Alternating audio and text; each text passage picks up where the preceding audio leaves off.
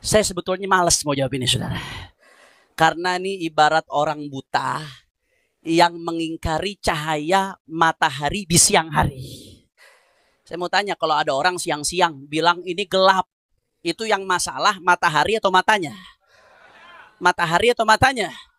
Matanya. Sebetulnya saya males ngeladenin. Tapi masalahnya, saudara, masalahnya ini sistematis, saudara. Kami punya tim media yang mengamati. Ini digerakkan oleh buzzer.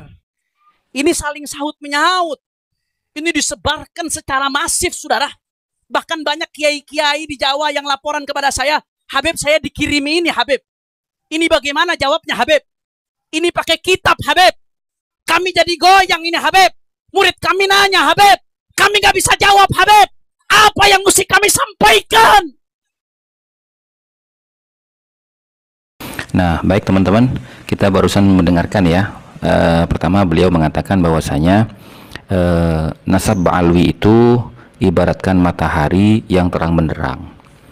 Jadi kalau ada orang tidak bisa melihat matahari, itu mataharinya yang nggak bersinar atau matanya yang buta gitu kan. Nah, ini kalimat pertama. Cuman setelah dia mengatakan seperti itu, tiba-tiba dia itu bercerita bahwasanya banyak kiai-kiai di Jawa itu yang berkirim pesan ke beliau bahwasanya beliau dikirimi video-video tentang keraguan masyarakat kepada kesahihan nasab ba'alwi, ya toh, sampai dia mengatakan ini pakai kitab Habib gitu loh. Bagaimana saya menjawabnya, Habib?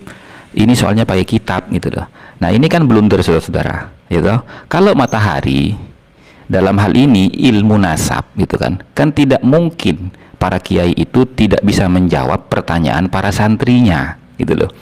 Nah, berarti tidak semua orang bisa melihat matahari. Artinya kan begitu, karena kiai-kiai juga ternyata tidak bisa menjawab polemik yang terjadi di masyarakatnya, di mana para santrinya juga ikut bertanya karena sama-sama mendengar, melihat dan menyaksikan polemik yang terjadi di media sosial. Nah, ini kalimat yang blunder, artinya tidak sebenar-benarnya matahari. Kalau matahari itu semua ulama itu pasti ketika ada orang menyaksikan, ketika ada orang bertanya, pasti bisa menjawab. Karena apa? Karena bagaikan matahari.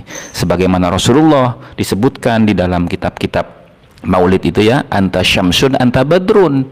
Siapapun yang ingkar kepada Muhammad, itu semua ulama bisa menjawab gitu loh. Siapapun itu, jangankan ulama, para santri pun bisa menjawab. Karena apa? Karena Nabi lah sang matahari dan sang rembulan gitu loh. Nah, kalau ada sebagian para ulama yang tidak bisa menjawab itu, berarti kan memang tidak bisa diumpamakan seperti matahari di siang hari. Hanya orang buta yang tidak bisa melihat sinarnya matahari, yang tidak begitu gitu loh. Nah, cuman kita lihat lagi, nanti mana blunder lagi beliau ini. Udah siang. Kesian muka-mukanya udah pada lapar ini. Lanjut. Masih semangat. Betul. Takbir. Takbir. Sallu ala nabi.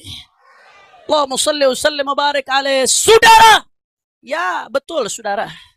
Memang kurang lebih 7 kitab yang disebutkan itu, ya betul. Memang tidak menyebutkan nama Ubaidillah atau Abdullah sebagai anaknya Imam Ahmad bin Muhajir. Ya, betul, saudara. Nah, kan, blunder lagi dia kan. Nah, tadi dia bilang laksana matahari, ya toh. Artinya matahari itu semua tokoh nasab, ulama nasab itu menyebutkan nama Ubaidillah sebagai putra daripada Ahmad bin Isa al-Muhajir. Artinya orang yang tidak bisa melihat cahaya matahari yang bersinar terang di siang hari itu, ya, ibarat orang buta. Artinya apa? Orang-orang yang tidak mendalami ilmu nasab. Artinya bukan munsib. Nah, berarti kalau munsib pasti tahu. Tapi kenapa di saat itu dia mengakui, yaitu bahwasanya memang betul ada 7 kitab yang tidak menyebutkan nama Ubaidillah sebagai salah satu putra dari Ahmad bin Isa al-Muhajir. Nah, ini kan keanehan, saudara. Beliau itu mengumpamakan nasab keluarga Ba'alwi yang pokoknya dari Alwi bin Ubaidillah bin Ahmad bin Isa al-Muhajir, kok tidak disebutkan oleh tokoh-tokoh nasab dalam 7 kitab pada abad ke-5 sampai abad ke-7. Nah, ini kan blunder namanya gitu loh. Artinya gagal dalam syuhrah wal istifadhahnya. Nah, mengenai syuhrah wal istifadhah nanti kita bahas di belakang. Kita lanjutkan lagi, kita dengarkan terus apa yang beliau paparkan. Saudara, kitab bukan cuma 7 itu doang. Kitab itu banyak, saudara. Kalau Anda lihat Tabaqatun Nasabin atau Munyatur Raghibin fi Tabaqatin Nasabin karya Kammunah atau Mu'jamun Nasabin karya Al-Rasyid, itu ada ratusan kitab nasab, saudara. Ada yang hilang, ada yang tidak ketemu. Cuma gara-gara 7 kitab tidak menyebutkan, kau bilang tidak ada. Kok enaknya, saudara? Tidak menyebutkan bukan berarti nggak ada, saudara. Ada kalanya nggak menyebutkan. Pertama, mungkin karena memang kitab yang dikarang mukhtasarat, ringkasan, saudara, sehingga nggak menyebutkan semuanya. Yang kedua, ada kalanya memang pengarangnya jaraknya jauh, saudara. Zaman itu belum ada WA, zaman itu belum ada TV. Ya kalau sekarang Habib Mahdi punya anak, heboh satu Palembang, saudara.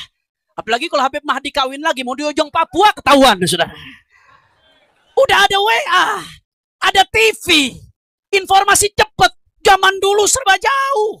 Wajar kalau ada ulama yang nggak menyebutkan, saudara. Nah, di sini beliau beralasan mungkin 7 kitab itu tidak menyebutkan, mungkin kitabnya itu mukhtasarat atau kitab ringkasan gitu loh. Ya, atau yang kedua alasan dia, ada kalanya memang pengarang jaraknya jauh, ya toh. Zaman itu belum ada WA, belum ada TV. Zaman dulu serba jauh, wajar kalau ada ulama yang tidak menyebutkan, saudara, katanya begitu kan ya. Nah, sekarang begini, kalau memang kitab itu mukhtasar, ringkasan, otomatis rijalu umudin nasab, yaitu tokoh-tokoh tiang nasab itu pasti disebut kalau ringkasan gitu loh. Artinya yang terpenting dari setiap pokok nasab dari sebuah keluarga itu harus disebutkan kalau memang kitab itu ringkasan. Kalau nggak ringkasan disebutkan sampai ke anak cucunya. Itu bedanya ringkasan dengan yang tidak ringkasan. Jadi ini alasan yang tidak bisa diterima dalam riset ilmiah yang ditulis oleh Kiai Imaduddin Utsman Al-Bantani gitu loh. Kemudian yang kedua, ada kalanya memang pengarang itu jaraknya jauh gitu kan. Dan zaman itu belum ada WA, belum ada TV. Nah, ini alasan yang tidak bisa diterima juga. Kenapa gitu loh? Karena pengarang kitab nasab itu tidak 1 hari 2 hari, dia keliling dunia menjelajah gitu loh. Di mana ada dzurriyyahnya Nabi, didatangi, ditanya sama beliau, punya anak berapa, bapaknya siapa, saudaranya siapa saja, ditanya gitu loh. Nah, makanya penulis kitab-kitab nasab itu ya toh, dia bisa menyelesaikan tulisannya itu bertahun-tahun gitu loh. Bahkan sampai beliau wafat pun ada yang belum selesai tulisan kitabnya gitu loh. Nah, berbeda dengan zaman sekarang. Kalau zaman sekarang sehari 2 hari jadi, ya memang karena ada media-media online gitu loh. Nah, jadi alasan ini tidak bisa diterima kalau memang dia menggunakan perumpamaan silsilah nasab Bani Alawi ini yang ujung tombaknya adalah Alwi bin Ubaidillah, itu laksana matahari yang terang benderang di siang hari. Itu nggak masuk gitu loh. Cuman mari kita lanjutkan lagi. Nggak mengklaim dia telah mencakup semua kitab, semua nasab yang ada di dunia, saudara. Kalau ada mu'alif yang ngaku dia mencakup semua nasab yang ada, maka karangannya akan mi'atul mujalladat, akan ratusan jilid, saudara. Sehingga ketika dia tidak menyebutkan, bukan berarti tidak ada faktanya. Nah, dengan narasi demikian, bahwasanya beliau mengatakan kalau ada ulama yang tidak menyebutkan, bukan berarti tidak ada faktanya. Nah, itu secara tidak langsung dia sudah membatalkan nasab Ba'alwi itu dalam kategori syuhrah wal istifadah. Karena syuhrah wal istifadah itu adalah silsilah keluarga yang termasyhur wal istifadah dan menyeluruh. Tidak satupun ahli nasab yang tidak mencatatnya. Itu makna istifadah. Makna syuhrah itu terkenal bahwasanya seluruh susunan daripada silsilahnya itu adalah orang-orang yang terkenal, yang dikenal oleh semua orang sepanjang zaman, gitu loh. Nah, narasi seperti itu membatalkan terhadap teori syuhrah wal istifadahnya silsilah keluarga Ba'alwi. Nah, ini kan lucu ya, gitu loh. Cuman mari kita lanjutkan lagi. Di antaranya Syekh Syaraf Al-Ubaidili, seorang ulama nasab di zamannya, sebagaimana dikutip oleh Imam Al-Murtadha Az-Zabidi, sahib syarah Ihya Ulumuddin, sahib Ithabus Sadah, sahib saudara Tajul Arus bisyarhil Qamus, yang disebutkan sebagai khatimatun nasabah fil qarni tsani ashar wa tsalits ashar yurja ilaihi fi ilmi al-ansab. Beliau mengutip dari Syekh Syaraf Al-Ubaidili yang hidup di abad ke-5 Hijriah. Syekh Syaraf Al-Ubaidili bersaksi, saudara, bahwasanya Imam Ahmad ibn Muhajir hijrah dari Basrah ke Madinah ke Hadramaut bersama putranya yang bernama Abdullah, saudara. Bahkan beliau juga mengutip dari Mus'ab Az-Zubairi.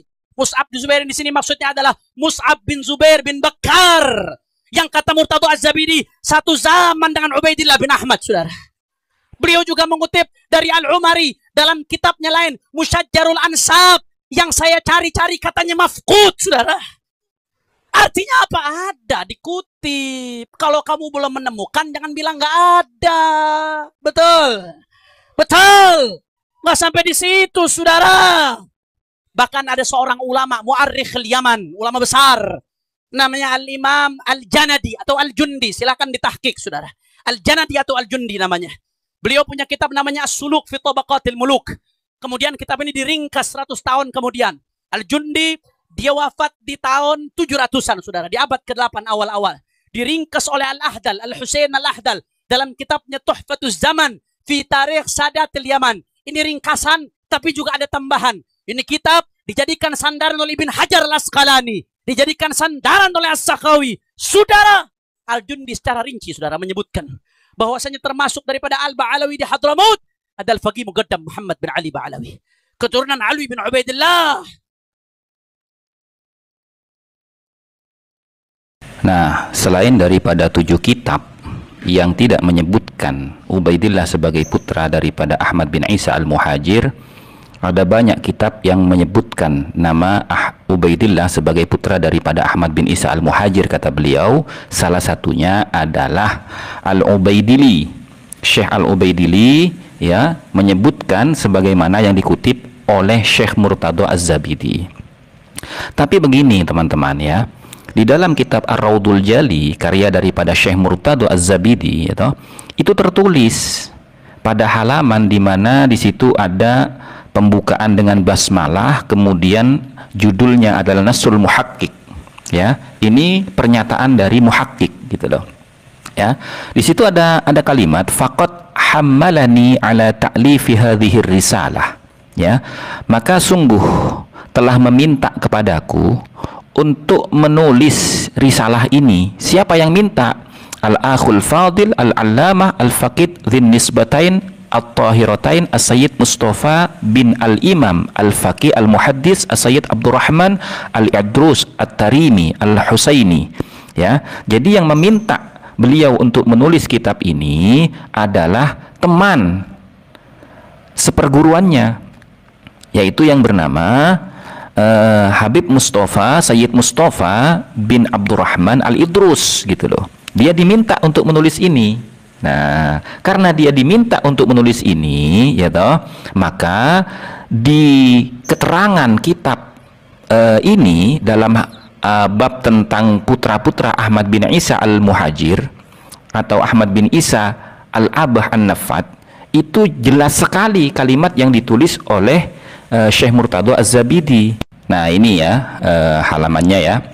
Nah, setelah beliau di halaman sebelumnya itu menyebutkan Ahmad bin Isa al-Muhajir itu punya putra 3 orang, yaitu Muhammad, Ali, dan Husain, sebagaimana yang tercatat di dalam kitab-kitab yang lain, seperti misalkan Asy-Syajaratul Mubarakah dan yang lain-lain ya. Nah, beliau mengatakan tuh, waqad anjabah, dan sungguh Imam Ahmad bin Isa Ar-Rumi atau An-Nakib atau Al-Muhajir itu punya keturunan. Walahu aqibun bi Misra warrai wa Wasit wal Basrah wa Baghdad, ya. Nah, dan baginya keturunan yang menyebar di Mesir, di Roy, di Wasit, di Basrah, dan di Baghdad, gitu loh. Tidak ada sebutan Yaman di situ. Hanya Mesir, Roy, Wasit, Basrah, dan Baghdad. Yaman tidak disebutkan di situ, gitu loh. Nah, kemudian beliau mengatakan, hadza ma ittafaqu alaihi an-nasabuna min aqibi Ahmad bin Isa An-Naqib, ya. Nah, adapun 3 orang putra daripada Ahmad bin Isa Ar-Rumi An-Naqib atau Al-Muhajir, yakni Muhammad, Ali, dan Husain, itu adalah nama-nama putra Ahmad bin Isa Al-Muhajir yang para ahli nasab itu telah sepakat min aqibi Ahmad bin Isa An-Naqib sebagai putra-putra dari Ahmad bin Isa An-Naqib. Kemudian koma di situ, gitu loh. Komanya bagaimana? Lanjutan dari koma itu, wa amma waladuhu Abdullah wa qila Ubaidullah fahuwa alladhi intaha ilaihi far'u hadhihi syajaratil mubarakah. Ya. Adapun putra laki-lakinya Ahmad bin Isa Al-Muhajir yang bernama Abdullah dan juga disebutkan namanya sebagai Ubaidillah. Nah, dialah yang terhenti kepadanya cabang dari pohon silsilah yang diberkahi ini, gitu loh. Nah, kalau kita fahami, gitu, dalam ilmu gramatika bahasa Arab, gitu, ketika beliau itu sudah mengatakan wa hadza mattafaqu alaihi an-nasabuna min aqibi Ahmad bin Isa An-Naqib, kemudian dia menyebutkan lagi dengan kalimat permulaan wa amma waladuhu, itu berarti Abdullah dan Ubaidillah ini tidak termasuk kepada kalimat sebelumnya. Kenapa? Karena ada kalimat susulan dengan tarkib wa amma waladuhu. Tarkibnya apa itu? Tarkibnya mubtada khabar, gitu loh. Di mana mubtada khabar ini kita ketahui semua, kalangan santri pasti tahu bahwasanya apa? Kalimatur raf'iyah fi awalil jumlah atau ismun marfu'un fi awalil jumlah, gitu loh.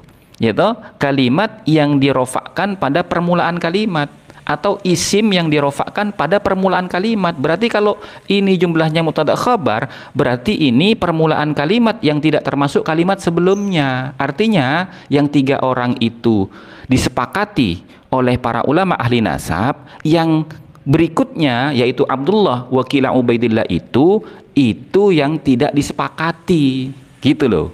Nah, kenapa Syekh Murtadho Az-Zabidi mengatakan seperti itu dalam kitabnya? Karena ini atas permintaan Habib Mustafa bin Abdurrahman Al-Idrus, seperti yang tadi disebutkan dalam halaman awal tadi pada Nasrul Muhaqqiq, ya, pernyataan si pentahqiq, gitu loh. Nah, adapun beliau menyebutkan bahwasanya Syekh Murtadho Az-Zabidi di dalam kitab Nurul Jali itu mengutip ucapan daripada Syekh Al-Ubaidili yang menyebutkan nama Abdullah atau Ubaidillah, kemudian menjelaskan riwayat perjalanan hidup beliau sampai ke Hadramut, gitu kan. Nah, itu yang menjadi distorsi antara kitab Raudul Jali yang dibaca oleh Kiai Imaduddin Utsman Al-Bantani dan juga yang dijadikan referensi oleh Habib Hanif, itu 2 kitab yang berbeda. Bukan berbeda kitabnya sama Ar-Raudul Jali, pengarangnya sama Syekh Murtadho Az-Zabidi, tapi isinya berbeda. Nah, itu yang menjadi distorsi, gitu loh, antara kitab yang dijadikan referensi oleh Kiai Imad dan juga kitab yang dijadikan referensi oleh Habib Hanif. Padahal nama kitabnya sama, Ar-Raudul Jali, pengarangnya pun sama, Syekh Murtado Az-Zabidi. Makanya Kiai Imad bilang gitu loh, mana kitab yang dijadikan rujukan oleh Az-Zabidi ketika beliau mengutip pernyataan daripada Al-Ubaidili, karena di kitab saya nggak ada, padahal kitabnya sama gitu loh, cuman beda cetakan saja. Nah, itu yang menjadi distorsi gitu ya. Nah, artinya begini kawan-kawan, semua kitab yang disebutkan oleh Habib Hanif dan teman-temannya di dalam membantah riset ilmiahnya Kiai Imaduddin Usman Al-Bantani, itu semuanya bermuara hanya kepada kitab-kitab abad ke-8, abad ke-8 dan abad ke-9 dan seterusnya ya.